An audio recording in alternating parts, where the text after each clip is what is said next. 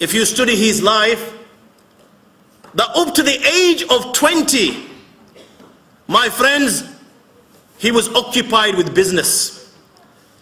Yet if you look at the biographies of many other muhaddithin and fuqaha, you will realize that they started at a very young age.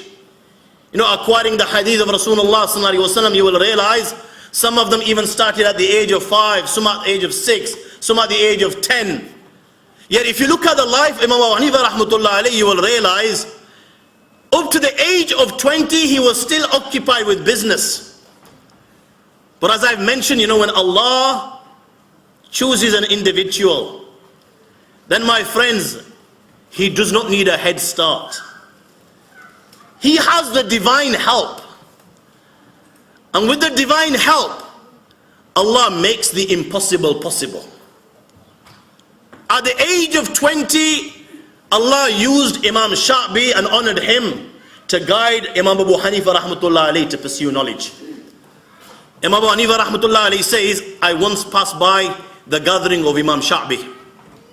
He called me and he asked, "O Nu'man, who do you regularly visit?" Imam Abu Haneefa rahmatullah alayhi says, I mentioned a man, the name of a person. Imam Sha'bi said, "Okay, no, I'm asking not with regards to the marketplace, I'm asking which ulama do you regularly visit and benefit from?" Imam Abu Haneefa rahmatullah alayhi said to Imam Sha'bi, "Okay, my visit to the ulama are very limited."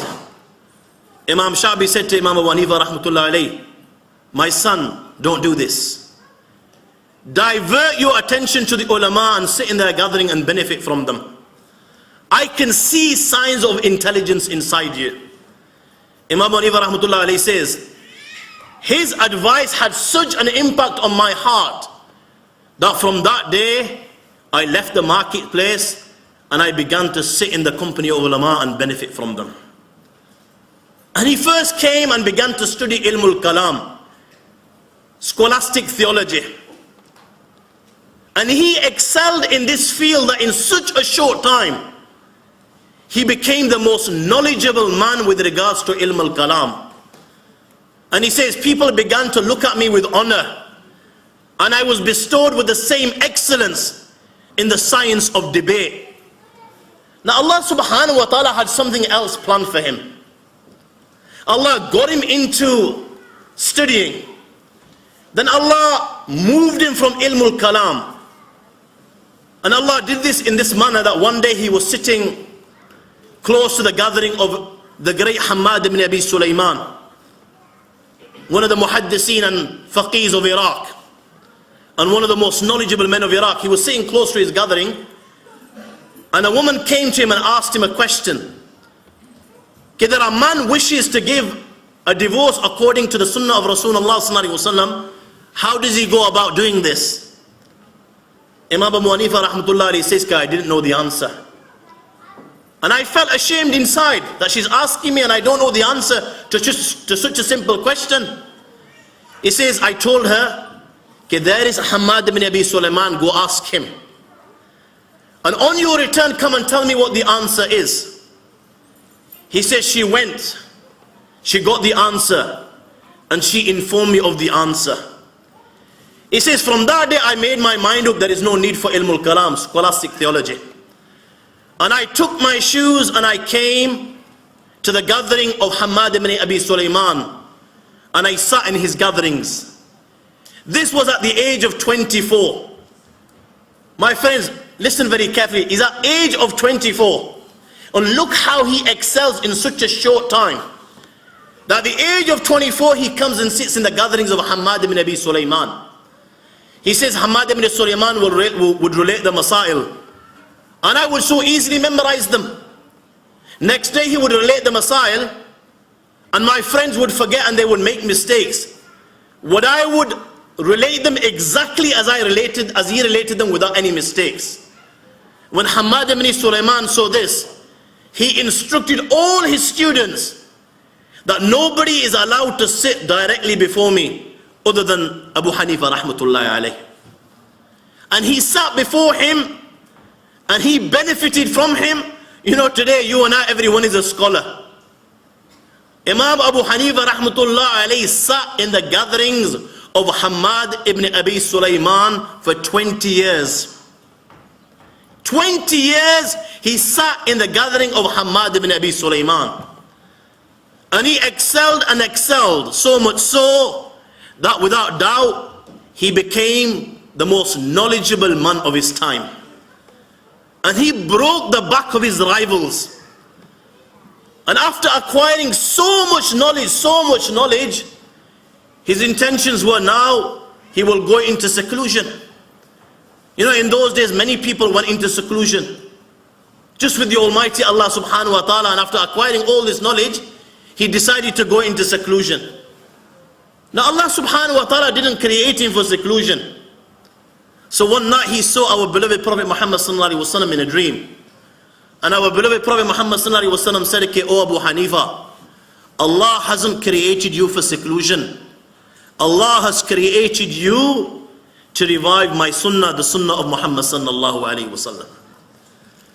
And when he received this glad tidings from Rasulullah sallallahu alaihi wasallam, my friends, from that day onwards, the days of Abu Haneefa were to revive the sunnah of Rasulullah sallallahu alaihi wasallam, and the nights of Abu Haneefa were for seclusion, were for the Almighty Allah subhanahu wa ta'ala.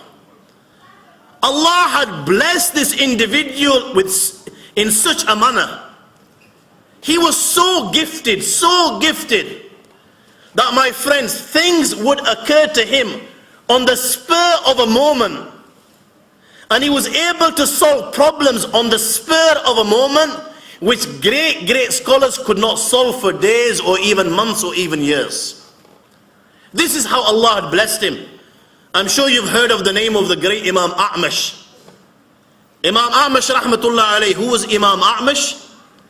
Many of the chains of narration, whether it's in Bukhari, Muslim or other books, you will see the name of A'mash in the chain of narration.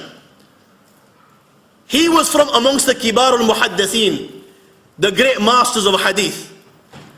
And Imam A'mash was so knowledgeable, that this man from the top of his head without a book could relate 4,000 hadith without a mistake. 4,000 hadiths, my friends, from the top of his head, Imam A'mash. And for up to 70 years of his life, Imam A'mash did not miss takbir-e-ula. Did not miss takbir-e-ula. But the thing with Imam A'mash was he wasn't handsome. And Allah bless his wife, she was absolutely beautiful. And she was fond of her beauty, very fond. She would always argue with Imam A'mash rahmatullah alayh. And she was always looking for an excuse to get out of this marriage. One day they argued with one another, and his wife took an oath that I swear by Allah, I will not speak to you. Now Imam A'mash loved his wife a lot. He would speak to her, she would turn away. He would keep on speaking, she would keep on turning away and ignoring him. Fed up, Imam A'mash rahmatullah alayhi swore an oath that if you do not talk to me before the night ends, then you're divorced. Now at the time Imam A'mash uttered these words and thought nothing of it. But what normally happens? After you utter them, you regret. 99.9% of my friends, we all regret when we utter these foolish words. And when Imam A'mash rahmatullah alayhi realized as well, came to his senses, he regretted. Now but the problem was, now it's not in his hands, it's in his wife's hands. And she wants to get out of the marriage anyway. And she's refusing to speak to him. Now Imam A'mash was no small scholar. You know, he was, you can say a big timer without a shadow of doubt. He couldn't solve the problem, tried everything, asked the help of other scholars, but he couldn't solve the problem. Now, finally he came to Imam Abu Haneefa rahmatullahi alayh. Now, Imam A'mash's character with regards to Abu Haneefa wasn't favorable. So when he came, he started asking for forgiveness. Imam Abu Haneefa rahmatullahi alayhi said, look, forget this forgiveness, tell me why you've come. He related the problem. Imam Abu Haneefa rahmatullahi alayhi on the spur of the moment said, no problem, I will solve your problem. He called the muazzin of Kufa, just like the muazzin is giving adhan now, because Isha time has started. The muazzin gave the adhan. He called the muazzin and related this problem and told him to give the adhan for Fajr before the time begins. And he sent Imam Amash home. Now the time for Fajr hadn't even begun. The Imam Amash went home, and as soon as he got home and the muazzin started to give the adhan for Fajr Salah before its time, his wife began to rejoice. Because I haven't spoken to you all night and the night has come to an end because the muazzin is giving adhan, I am no longer your wife. And she began to praise the Almighty Allah. All praise to Allah that has relieved me from you, you ill-tempered man. Imam Amash rahmatullah alayhi began to smile, okay, my wife, you're still my wife. Because this was a ploy, and Allah bless Abu Haneefa rahmatullah alayhi, who has saved my marriage. On another occasion he had another fight with his wife. And this time he took an oath that if you ever tell me the atta, the flour is finished, by word of mouth, or you write it down, or you tell somebody else to tell me, or you point or indicate towards it in any circumstance, if you do any one of these things, you're divorced. Now bichari, his wife, what was she going to do? You know, atta is a necessity to survive. You know, she has to feed the children. Now women in those didn't go out. You know, it was the men that took care of these chores. Now she was puzzled. She was told to go to Imam Abu Haneefa rahmatullah alayhi. Imam Abu Haneefa rahmatullah alayhi, you know, problems that other scholars couldn't solve. You know, they would just come to him from the top of the, you know, within a second. He says, no problem. At home, when you go home at night and your husband goes to sleep, take the flour bag and red card. Jazakallah. He said, take the flour bag and tie it to his pants. When he wakes up during the night or in the morning and he takes his pants, he'll realize for himself the flour has finished. And that's exactly what she did. So when he woke up in the morning and he pulled his pants, he heard the flour bag and saw the flour bag.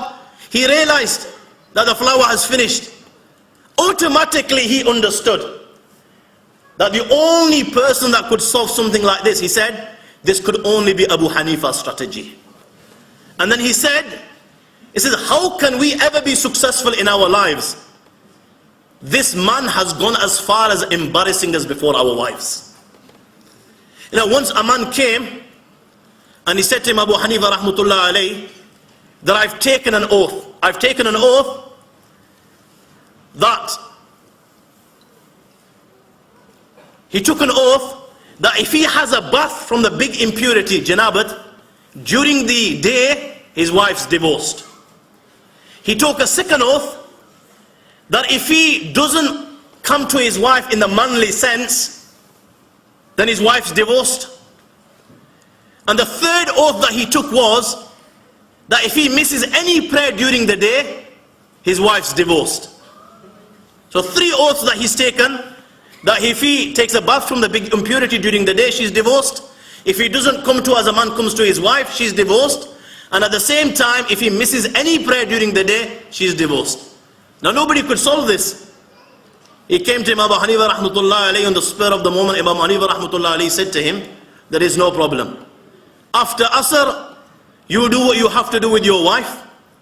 And after, when the sun sets, as soon as the sun sets, go have your bath. And after that, offer your maghrib. Your wife will remain your wife because you will not have violated any oath. After Asr, come and do with your wife what you have to do. So during the day, he's done what he's had to do with his wife. So he hasn't violated that one oath. The second oath, he said that if he takes a bath during the day, obviously once the sun has set, the day has come to an end. So he didn't violate the second oath. And at the same time, he did not miss any prayer of the day, because the Maghrib Salah starts after the next day begins, and Islamically the night begins before the day. So this was Imam Abu Haneefa rahmatullah alayhi. You know, Allah had blessed him in every aspect. Allah had given him such intellect that, you know, you can spend hours and hours just reading, these narrations and these traditions, looking at it, what type of intellect do we think that Allah would have given this man? Abu Abbas at-Tusi was one of his enemies, and he was always looking for an opportunity to have a go at Abu Haneefa rahmatullah alayhi and get him beheaded one way or another. Now, one occasion, Imam Abu Haneefa rahmatullah alayhi was in the company of the Khalif Abu Ja'far al-Mansur. Abu Abbas at-Tusi was also there. Now, he thought to himself, today I will make sure that Abu Haneefa is beheaded. So whilst Imam Abu Haneefa rahmatullah alayhi was in the gathering, he asked him a question with evil intention. And he said to Imam Abu Haneefa rahmatullah alayhi that the Khalif Abu Ja'far al-Mansur, he tells us to behead people. Now the person that is doing the beheading and carrying out this command, he doesn't know why this person is being beheaded. He doesn't know the reason, he doesn't know his crime. So should we carry out the command of Abu Ja'far al-Mansur, the Khalif? Now the Khalif was there. Now he was expecting that Imam Abu Haneefa rahmatullah alayhi would say that no, if he doesn't know why this person is being beheaded, he shouldn't carry out the command of the Khalif. Now Khalif is there, and that would surely get Imam Abu Haneefa rahmatullah alayhi beheaded. Now Imam Abu Haneefa rahmatullah alayhi understood. He was a very sharp man. So he threw the ball in his court and asked him, tell me, my friend, the command that the Khalif issues, is it a valid command or an invalid command? What was Abu Abbas at-Tusi going to say in front of the Khalif Abu Ja'far al-Mansur? That his command is invalid. Out of fear, he said, the command of the Khalif is valid. So Imam Abu Haneefa rahmatullah alayhi said, if that is the case, what is the need to question? Very sharp man. Allah had blessed him in every aspect, that he would serve and revive the sunnah of Rasulullah sallallahu alaihi wasallam by day, and he would seclude himself by night. And how would he seclude himself by night, my friends? In one rakat, he would recite the entire Quran. One rakat, he would recite the entire Quran. Muslim ibn Qadam, who himself, these personalities that, attribute these virtues to Abu Haneefa by Allah. My friends, here is just a gathering of, half an hour, 40 minutes. But you can spend the entire night, and I assure you, you won't get fed up. These personalities that relate this, they themselves are worthy of a lecture on them. Muslim ibn Qadam himself, when he died in the state of prostration. State of prostration. He says, one night I saw Abu Haneefa in the masjid. He didn't say Abu Haneefa, says I saw a man in the masjid and he was reciting the Quran so beautiful that I just sat there and began to listen. He kept on reciting and I thought he got to a seventh of the Quran. I thought now he'll go into ruku. He didn't. Kept on reciting. He recited a third. I thought now he'll go into ruku. He didn't. He finished the entire Quran in one rakat. And when he finished his prayer and I had a good look at him, I realized that this was none other than Abu Haneefa rahmatullah alayhi. And this was not a one-off. Like you and I, we get into Josh all of a sudden. All of a sudden, when we hear a very inspiring speech, all of a sudden we want to become scholars. And it lasts a day till we become tuss and back to normal again. My friend, these people, these godly people who Allah chooses. Asad ibn Umar says that he did this for how long? His Fajr Salah. Now it's Isha Salah. He would make wuzu for Isha. And with this wuzu that he made for Isha, he would offer his Fajr. And according to the Hanafi school of thought, you can only do this if you stay the entire night awake. Because according to the Hanafi school of thought, if you go to sleep, your wuzu is broken. So indirectly what he was saying was that he would spend the entire night in worship. And he did this for 40 years. And in one rakat, he would finish the entire Quran. This was his general practice on a normal day. Then when the month of Ramadan came, when Nabi Kareem Sallallahu Alaihi Wasallam himself, would exert himself, Imam Abu Haneefa rahmatullah alayhi would recite 2 Qur'ans every day. In this day and age, within our youngsters, they find this very difficult to digest. And especially if at the end of it, that is the name of Imam Abu Haneefa rahmatullah alayhi. They find this very difficult to digest. How can it be possible? My friends, never mind possible in those days, by the grace of Allah, there are people alive in this day and age that recite the entire Quran in one day. Muhabbat ki baat hai. It's about passion. You know, if you can spend the entire night just looking at your wife's face because of love for her, people do this, don't they? You know, those that are texting, what do? They will spend hours on end texting because of their love for that particular, you know, the maza that they're getting, the lutf that they're getting in texting whoever that person is on the other side, God forbid. If you get what I mean. And they don't get tired. You know, these people that have love for Allah and His Rasul sallallahu alaihi wasallam, just as you do not get tired speaking that to that individual, these people did not get tired speaking to their Creator and their Master. And for those of them that find it difficult to digest these virtues of Abu Haneefa, you know, the remarkable thing is, it is not just the Hanafi scholars that have related this. You know, Imams of their time, from different schools of thought. Ibn Khalliqan was a great Shafi'i, he's related them all. Abu al-Fida was a Shafi'i, he's related them all. Jalaluddin Suyuti was a Shafi'i, he's related them all. Ibn Hajar al-Makki was a Shafi'i, he's related them all. Abu Nu'aym, Sahib Hilya, he was a Shafi'i, he's related them all. Balki Imam al-Zahabi, and you will have heard this name, goes a step further and he was a Shafi'i. He says all these, you know, ibadat of Abu Haneefa during the nights are proven from khabari mutawatir. And anyone that has any knowledge with regards to hadith will know that that is the most authentic source, that is the most powerful source of evidence, khabari mutawatir in Islam. So this, you know, I apologize that I haven't been able to do justice to this subject, but you know, in a nutshell, this was Abu Haneefa rahmatullah alayh. And you know, people like this, the divine hand of Allah is behind them.